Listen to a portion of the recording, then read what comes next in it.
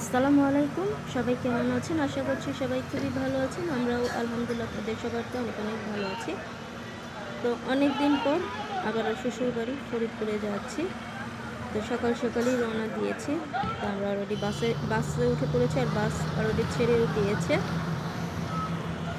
তো আমরা সায়দাবাদ থেকে বাসে উঠেছি। তো বাসটা কিন্তু মোটামুটি খালি ছিল, আর বাসটা চলতেও শুরু করেছে। তো আসলে ফরিদপুরে যেতে আমাদের খুব বেশি সময় লাগে না, 2 ঘন্টার মধ্যে কিন্তু ফরিদপুরে চলে যাওয়া যায়। যদি আমরা বের হয়েছিলাম, আমাদের বাস ছেড়েছিল আর কি 11:30টার দিকে।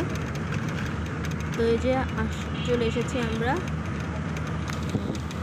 মুন্সিগঞ্জের দিকে। তো এই যে আমরা একটা নদী পার হচ্ছি। তো এই নদীটার নাম আসলে বলতে পারবো না। আর এই গ্রামে যাওয়ার সময় আমার গ্রামের যে ভিউগুলো সেগুলো কিন্তু খুবই ভালো লাগে, গ্রামের দৃশ্যগুলো দেখতে খুবই ভালো লাগে, তাই আপনাদের সাথে একটু একটু করে শেয়ার করি।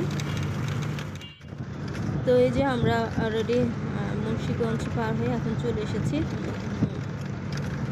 মাওয়ার দিকে। তো আমরা আস্তে আস্তে যাচ্ছি। তো আমরা আসলে পদ্মা সেতুতে অলরেডি উঠে যাব আর কিছুক্ষণ পরেই। পদ্মা সেতুর কাছাকাছি চলে এসেছি, আর আমরা যাচ্ছি পদ্মা নদী হয়ে, পদ্মা সেতু পার হয়ে যাচ্ছি। আর এই পদ্মা সেতু পার হয়ে ফরিদপুরে যেতে কিন্তু 2 ঘন্টার মতো টাইম লাগে, মানে 2 ঘন্টার মধ্যে আমরা বাড়িতে পৌঁছে যাই। তো এই যে আমরা অলরেডি ব্রিজে উঠে পড়েছি, আর ওই যে দেখুন বিশাল পদ্মা নদী।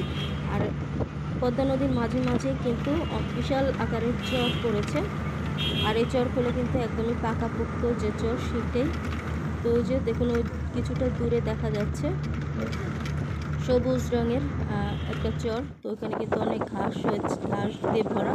তো আমরা সেতু পার হয়ে গিয়েছি, সেতু পার হয়ে অনেকটা দূর চলে এসেছি। তো আমরা এখন আছি ভাঙাতে, আর এই যে ভাঙার গোল চত্বরটা পার হচ্ছে। আর এই ভাঙার এই গোল চত্বরটা কিন্তু আমার কাছে ভীষণ ভালো লাগে। আর এই গোল চত্বরটা আসলে এক এক সিজনে এক এক রকম থাকে, যেমন এখন একদমই সবুজ, চারদিকে সবুজ, তো দেখতে কিন্তু ভীষণ ভালো লাগে। যদিও আমরা প্রতিবার ভাঙার মধ্যেই নামি, ভাঙাতে একটু ঘোরাঘুরি করি, শপিং করি, তারপরে ফরিদপুরে যাই। তো এবার আর তা করি নেই, এবার ডাইরেক্ট আমরা ফরিদপুরে চলে গিয়েছিলাম। তো ডাইরেক্ট বাসে উঠেছিলাম। তো এবার আর ভাঙাতে নামি নেই। তো এই ভাঙার এই রাস্তাটাও কিন্তু আমার ভীষণ ভালো লাগে, বিশেষ করে ভ্যানে করে ঘুরতে। তো এবার আর সেটা হলো না, কারণ এবার সময় স্বল্পতা আছে, যেহেতু 11:30টার সময় রওনা দিয়েছি। তো বাসায় পৌঁছাতে দুপুর হয়ে যাবে। তো আমরা অলরেডি ফরিদপুর বাকুন্ডাতে নেমেছি। তো বাকুন্ডা থেকে এখন আমরা অটো নিয়েছি, অটো করে এখন শ্বশুরবাড়িতে যাচ্ছি। তো আর কিছু সময় গেলে, আর 10-15 মিনিট পরে আমাদের বাড়িতে পৌঁছে যাব। তো হঠাৎ করে বাড়িতে কেন আসলাম, তো সেটা পরবর্তী ভিডিওতে আপনাদের সাথে শেয়ার করব। তো যাই হোক, আমি আমার ভিডিও আর বেশি দূর বাড়াচ্ছি না, এখান থেকেই বিদায় নিচ্ছি। যদি আমার এই ছোট্ট ভিডিওটা আপনাদের ভালো লাগে তাহলে অবশ্যই লাইক কমেন্ট শেয়ার করতে ভুলবেন না। তাহলে আজকে এ পর্যন্তই, সবাই ভালো থাকবেন। আল্লাহ হাফেজ সবাইকে।